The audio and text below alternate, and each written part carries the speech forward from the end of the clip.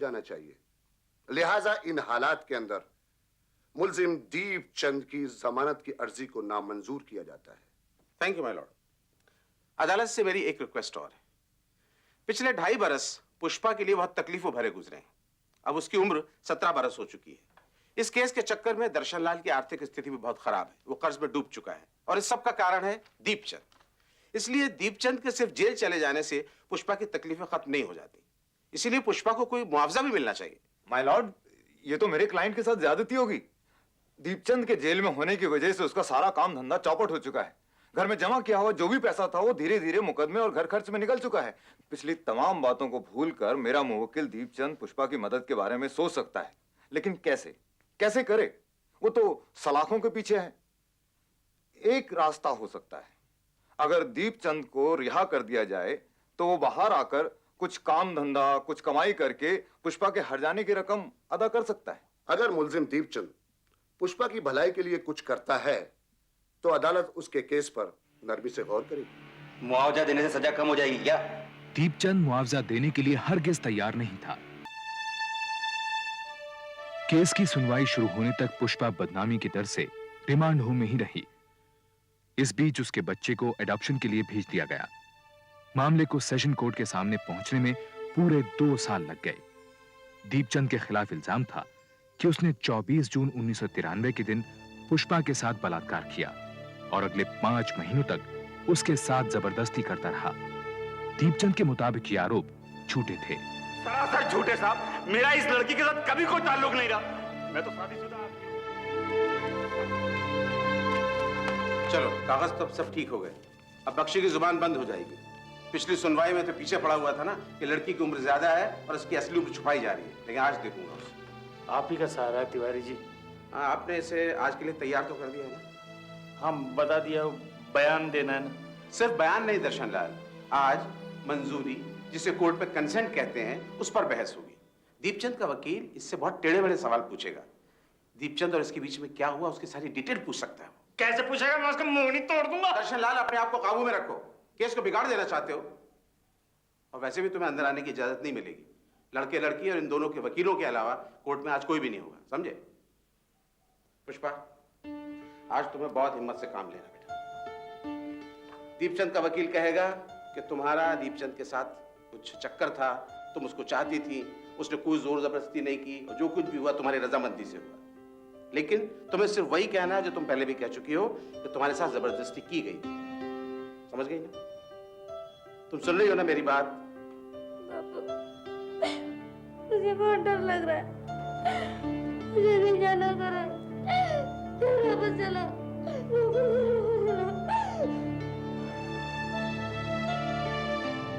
डरने की क्या बात है? मैं तो रहूंगा ना वहां पर।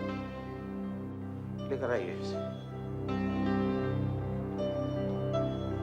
कोर्ट इन सर्टिफिकेट से सेटिस्फाइड है। आप पुष्पा से सवाल पूछिए।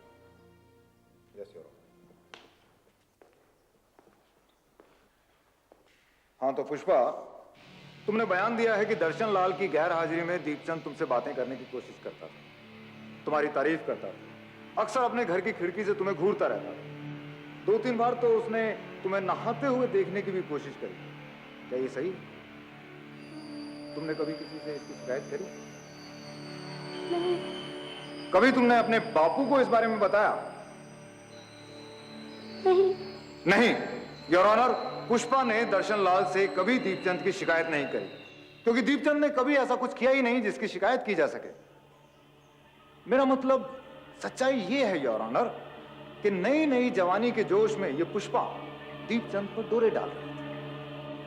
अब घर गृहस्थी वाला मेरा मुवक्किल दीपचंद इसकी नजरों को, इसके ललचाई नजरों को, इसके इशारों को अनदेखा कर देता, लेकिन पुष्पा नहीं मानी और एक दिन दीपचंद की दुकान पर जा पहुंची, अंदर से दरवाजा बंद कर दिया और दीपचंद से लिपट गई। मेरे मुवक्किल दीपचंद ने समझाने की बहुत कोशिश करी, पर पुष्पा नहीं मानी। और फिर धीरे धीरे मेरा मुवक्किल दीपचंद भी अपने पर काबू नहीं रख पाया। आखिर ये भी तो कोई साधु महात्मा तो है नहीं। आप इस तरह से इस घटना का ब्यौरा दे रहे हैं बख्शी साहब, जैसे कि सब कुछ आपकी आंखों के सामने हुआ। क्या आप वहां मौजूद थे?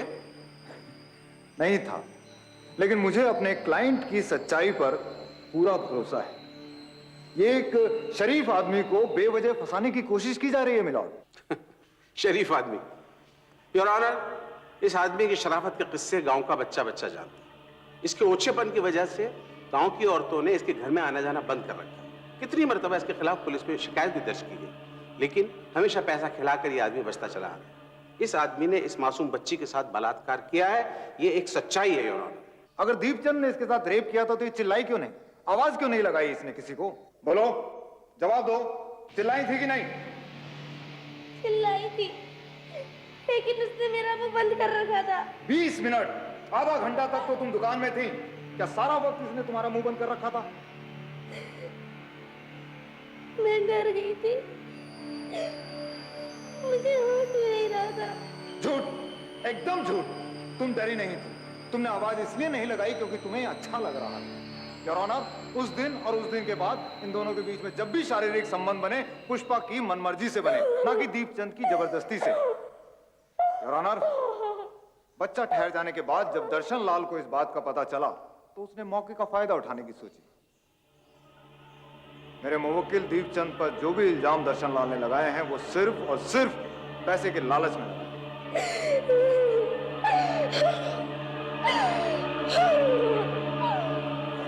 बच्ची इस हालत में नहीं है कि और गवाही दे सके, इसलिए इसे कोर्ट से बाहर ले जाइए।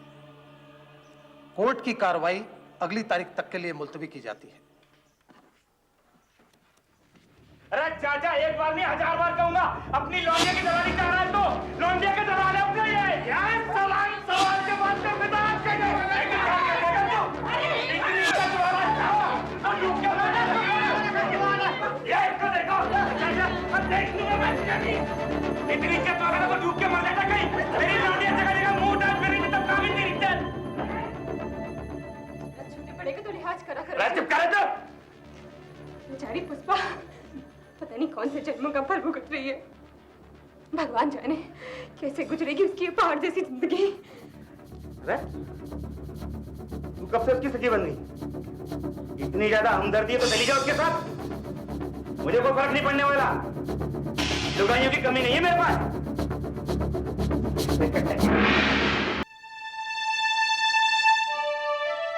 रिमांड होम की सूनी बेरुखी जिंदगी से तंग आकर आखिरकार पुष्पा ने वापस अपने गांव पिथरा लौटने की हिम्मत बांधी।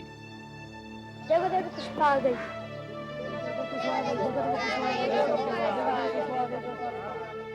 पुष्पा को लेकर गांव वालों का रवैया अब भी काफी कड़वा था। हादसे के 2.5 साल बाद भी पुष्पा और दीपचंद का किस्सा लोगों की जुबान पर था। वो वाली दिखाना जरा। हाँ ये वाला, ये लाल वाला। ये कैसे दी? 14 रुपए दर्जन। 14 रुपए? 14 रुपए तो बहुत महंगी है। ये पीली वाली दिखाओ। ले लो बहन जी, आपके हाथ में बहुत फूबेंगी, देखो कितना अच्छा लग रहा है। नहीं 14 रुपए बहुत महंगी।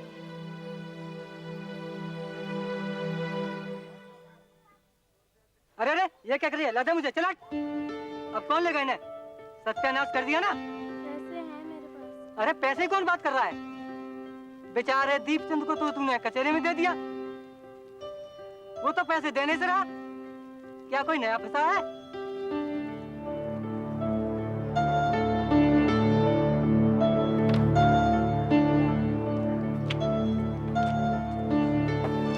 ये पुष्पा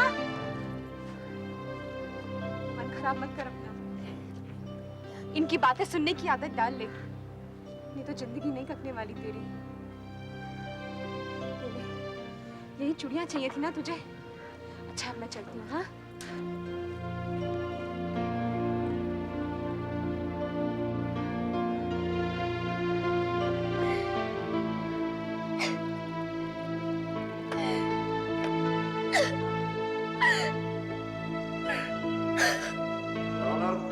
मैं अपने मुवक्किल दीपचंद के केस के दीपचंद के वकील सुरेंद्र बख्शी ने डॉक्टरी जांच की रिपोर्ट को भी पुष्पा के खिलाफ इस्तेमाल करने की कोशिश की। मेरी जांच के अकॉर्डिंग ये लड़की सेक्स की आदी रही और ये इंफॉर्मेशन मेरी मेडिकल रिपोर्ट में भी मौजूद है। डॉक्टर निगम, क्या इस जांच से यह भी पता लगाया जा सकता है कि लड़की के संबंध, शारीरिक संबंध, एक ही आदमी के साथ रहे? नो मिस्टर बख्शी, एक या दो या ज्यादा, ये कहना इम्पॉसिबल है। योर ऑनर, डिफेंस के लॉयर बार बार ये साबित करने की कोशिश कर रहे हैं कि पुष्पा के एक से अधिक पुरुषों के साथ संबंध रहे, लेकिन अपनी तमाम कोशिशों के बावजूद वो इस कोर्ट में एक भी ऐसा आदमी पेश नहीं कर सके हैं जिसके पुष्पा से किसी भी तरह का कोई संबंध रहे। डॉक्टर निगम, एक बात और बताइए, एक बालिग औरत के मुकाबले एक 14 वर्ष की बच्ची का सेक्सुअल एक्टिविटी में इन्वॉल्व होना कितना पेनफुल हो सकता है? बहुत पेनफुल हो सकता है, और फर्स्ट टाइम तो और भी ज्यादा पेनफुल होता है। और इस उम्र की लड़की के साथ अगर जबरदस्ती की जाए तो वो खतरनाक भी है। योर ऑनर, दीपचंद ने पुष्पा के साथ जो कुछ किया उसे सिर्फ दरिंदगी ही कहा जा सकता है। एक 14 बरस की मासूम बच्ची के साथ बलात्कार, फिर धमकियां देकर लगातार उसका फिजिकल एक्सप्लॉयटेशन, यहां तक कि जब उसके पेट में 5 महीने का बच्चा आ गया तब भी उसने उसको दया नहीं। एक छोटी सी बच्ची को इस उम्र में मां बना दिया। और डिफेंस लॉयर ये कहना चाहते हैं कि ये सब कुछ पुष्पा चाहती थी, पसंद करती थी। ये जो केस अदालत के सामने रखा गया, अदालत इस निर्णय पर पहुंची कि पुष्पा की तरफ से कोई सहमति नहीं थी, और ये कि कानून के मुताबिक अगर सहमति हो भी तो नाबालिग के साथ शारीरिक संबंधों को बलात्कार ही माना जाएगा। बलात्कार और नाबालिग के साथ बलात्कार के इल्जाम में कोर्ट ने दीपचंद को 7 साल की कड़ी कैद की सजा सुनाई।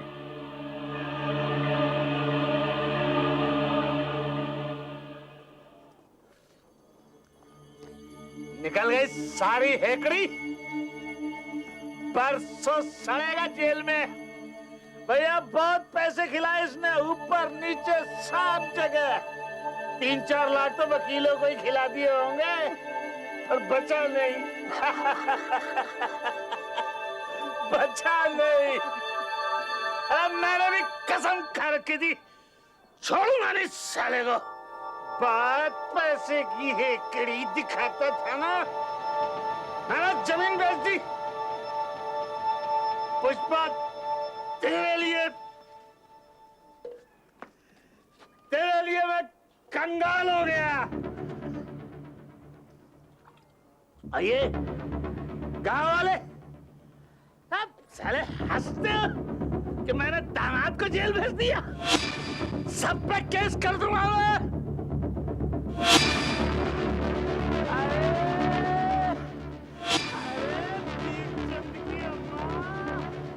ठुमका लगा कर नाच ले, अरे मिठाई खिला, तेरे लाल ने तेरा नाम रोशन कर दिया।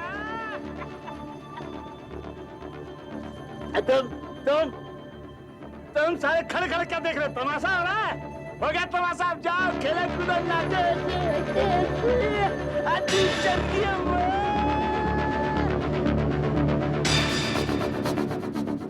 बात हुई थी वहां पर?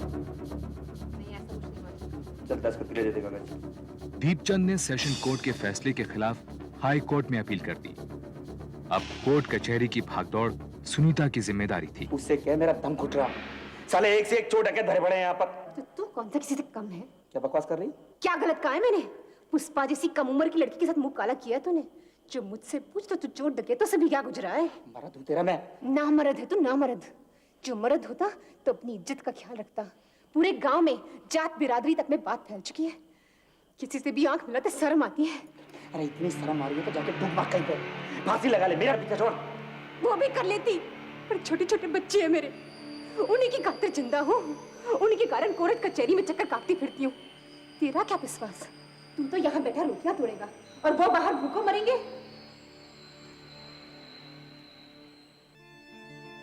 दर्शन लाल के सामने फिलहाल एक ही मकसद था, हर हाल में दीपचंद को सजा दिलवाना।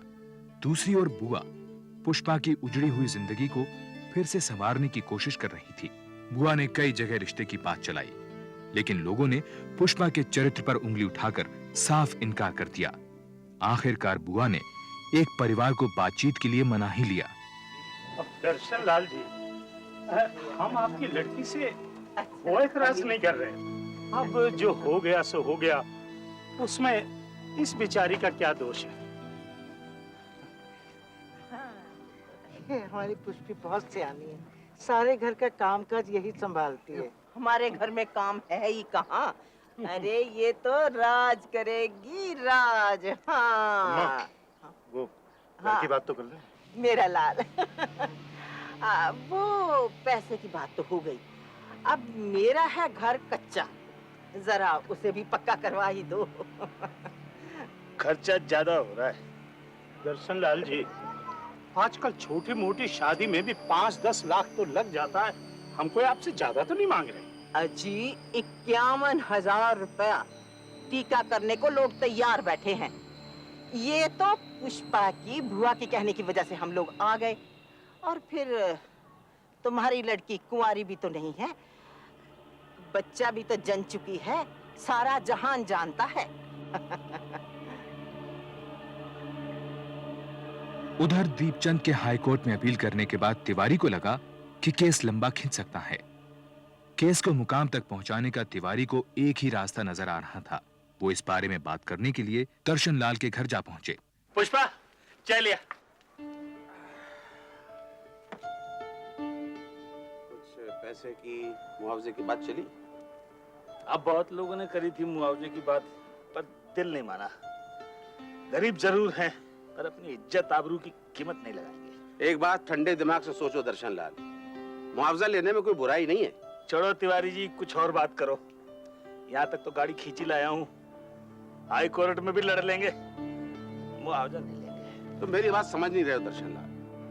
अगर इसको सजा हो भी गई तो कितने दिन की होगी? साल, 2 साल, 5 साल, उसके बाद दीपचंद बाहर आ जाएगा। लेकिन जरा इस बच्ची के बारे में सोचो, उसकी पूरी जिंदगी सामने पड़ी। अगर मुआवजा ले लोगे तो इसका कुछ भला हो जाए।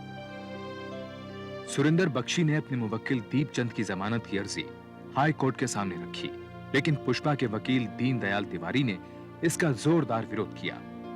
तिवारी की दलील थी कि दीपचंद से पुष्पा की जान को खतरा है, क्योंकि वो बलात्कार के समय पुष्पा को जान से मारने की धमकियां दिया करता था। Objection my Lord. Objection overruled. Prosecution lawyer की बात सुनने के बाद अदालत को लगता है कि दीपचंद जैसे कैरेक्टर के आदमी पर विश्वास नहीं किया जाना चाहिए। लिहाजा इन हालात के अंदर मुल्जिम दीपचंद की जमानत की अर्जी को नामंजूर किया जाता है। Thank you my Lord. अदालत से मेरी एक रिक्वेस्ट और है। पिछले 2.5 बरस पुष्पा के लिए बहुत तकलीफों भरे गुजरे हैं। अब उसकी उम्र 17 बरस हो चुकी है। इस केस के चक्कर में दर्शन लाल की आर्थिक स्थिति भी बहुत खराब है। वो कर्ज में डूब चुका है और इस सब का कारण है दीपचंद। इसलिए दीपचंद के सिर्फ जेल चले जाने से पुष्पा की तकलीफें खत्म नहीं हो जाती। इसीलिए पुष्पा को कोई मुआवजा भी मिलना चाहिए। माय लॉर्ड, ये तो मेरे क्लाइंट के साथ ज्यादती होगी। दीपचंद के जेल में होने की वजह से उसका सारा काम धंधा चौपट हो चुका है। घर में जमा किया हुआ जो भी पैसा था वो धीरे धीरे मुकदमे और घर खर्च में निकल चुका है। पिछली तमाम बातों को भूलकर मेरा मुवक्किल दीपचंद पुष्पा की मदद के बारे में सोच सकता है, लेकिन कैसे कैसे करे? वो तो सलाखों के पीछे है। एक रास्ता हो सकता है, अगर दीपचंद को रिहा कर दिया जाए तो वो बाहर आकर कुछ काम धंधा, कुछ कमाई करके पुष्पा के हर जाने की रकम अदा कर सकता है। अगर मुल्जिम दीपचंद पुष्पा की भलाई के लिए कुछ करता है तो अदालत उसके केस पर नरमी से गौर करेगी। मुआवजा देने से सजा कम हो जाएगी क्या? दीपचंद मुआवजा देने के लिए हरगिज तैयार नहीं था। सुनीता अगले कुछ दिनों तक उसे समझाती रही कि अगर मुआवजा देकर सजा कम हो जाए तो कोई बुराई नहीं है। आखिरकार सुनीता ने दीपचंद को राजी कर ही लिया। जो तेरे मन में आए वो कर, मुझे यहाँ से बाहर निकल वापस। और इस सिलसिले में दोनों तरफ के वकीलों की मुलाकात भी तय करवा दी। दीपचंद बोलो। भैया मेरे पास देने के लिए ज्यादा रकम नहीं है। तुम्हारे पास बचने के उपाय भी बहुत कम है दीपचंद। मालूम है। कितने पैसों से पेट भरेगा इसका? कितने पैसे चाहिए इसको पुष्पा के? पुष्पा के नहीं, पुष्पा को जो तूने दुख दिए उसकी एवज में। एक ही बात है, एक ही बात नहीं है। अब देख पे दीपचंद, अब जबान संभाल के बात करने उंगली किसको दिखा रहा है तू? क्या कर रहे हो दर्शन? समझाओ वकील साहब इसको। शांति से कम। वकील साहब समझाओ, नहीं तो फिर मैं आखिरी बात बोल रहा हूँ। मुआवजे के 6 लाख रुपए चाहिए। बहुत ज्यादा है। मेरे घर में नोटों के पेड़ नहीं लगे हुए हैं। मैं 2-2.5 लाख से ज्यादा नहीं दे सकता। मंजूरी हो तो बता देना। चलो वकील साहब। अरे तो एहसान किसे जता रहा है? अपने को बकसवाने के बदले में दे रहा रकम। इसकी हेकड़ी तो देखो। अरे भूल जाओ उसकी हेकड़ी को दर्शन लाल। हमें नहीं लेना मुआवजा। ठीक है, मत लो मुआवजा, लेकिन आगे क्या होगा उसकी तो सोचो। सुप्रीम कोर्ट में केस जाएगा तो दिल्ली जाना पड़ेगा बार बार। 5-6 साल तक ये केस खींचेगा। उसका तो कुछ नहीं बिगड़ेगा, घाटा तुम्हारा हो जाएगा। और तब तक तुम्हारी लड़की 21-22 साल की हो जाएगी। उस उम्र में कौन उससे शादी करेगा? अगर सुप्रीम कोर्ट में दीपचंद जीत गया तब क्या होगा? तुम्हारी लड़की की ज्यादा बदनामी होगी। इसीलिए कह रहा हूं दर्शनलाल, ये मुआवजा मिल रहा है, ले लो। बोलो, कागजात तैयार करूं? माय लॉर्ड, सेक्शन 376 में साफ लिखा है, अदालत मुल्जिम की सजा जितना चाहे कम कर सकती है यदि कुछ विशेष कारण हो तो। और कौन से विशेष कारण? मैं गरीब हूँ, है ना? गरीब की जरूरत सबकी भाभी, गरीब की बहन बेटियों की इज्जत लूट लो और फिर हजाना देकर के छूट जाओ। दर्शन, दर्शनलाल, तुम बैठ जाओ। I am sorry my Lord, ये बात अभी तक क्लियर नहीं हुई है कि ये मामला बलात्कार का है या आपसी रजामंदी का। पुष्पा को जो बच्चा हुआ वो उसकी जिम्मेदारी अब नहीं है, उसे अडॉप्ट कर लिया गया है। घर में पुष्पा और दर्शनलाल दो ही मेंबर हैं और इनकी जरूरतों के हिसाब से मेरे ख्याल से 2-2.5 लाख रुपए का कंपनसेशन काफी रहेगा। माय लॉर्ड, सेशन कोर्ट में ये बात साबित की जा चुकी है कि ये मामला रेप का है और माइनर रेप का। इसलिए मिस्टर बख्शी कैसे कह सकते हैं कि मामला अभी क्लियर नहीं है? मिस्टर बख्शी, आप अपने क्लाइंट की 7 साल की कड़ी सजा कम करवाना चाहते हैं और मुआवजे के तौर पर देना चाहते हैं सिर्फ 2 या 2.5 लाख रुपए। ऐसा आपने सोच भी कैसे लिया? माय लॉर्ड, मुआवजे के लिए कम से कम 6 लाख रुपए होने चाहिए, वरना इस कॉम्प्रोमाइज का कोई मतलब नहीं। अदालत इस नतीजे पर पहुंची है।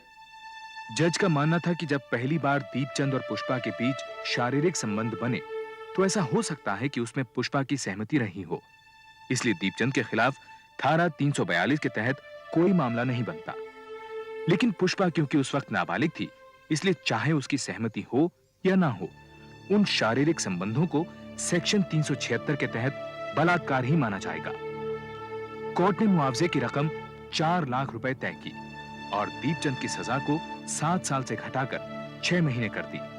मुआवजा दिलवाकर सजा कम करने के हाई कोर्ट के इस फैसले का समाज में काफी विरोध हुआ, लेकिन धीरे धीरे लोग इस बात को भूल गए।